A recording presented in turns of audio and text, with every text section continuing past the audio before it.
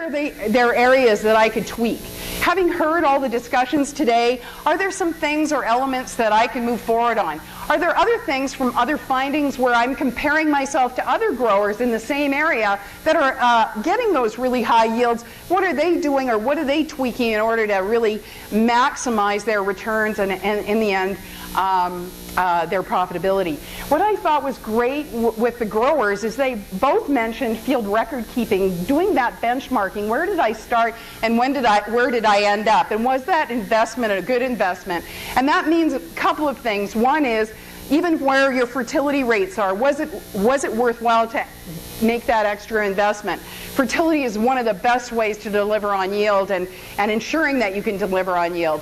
Also, just wondering about your actual seeding practices, and are you being successful? And are you going out and crop scouting and saying, yes, that was a successful operation, or do I have some issues?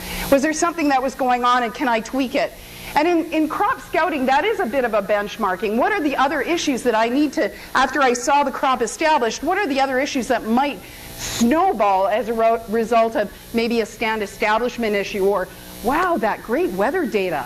Wasn't that fabulous? That's also anticipating what your probability of frost is, and if you have a frost event, what depth of frost. As you know, -5 degrees is a killing frost, and so you can anticipate that if you see on that website that you've got a -5 in your area, you better go crop scout those fields. So those kinds of just-in-time pieces of information can be extremely valuable in understanding what the implications are throughout that growing season and what you're setting yourself up right through to harvest. So really important.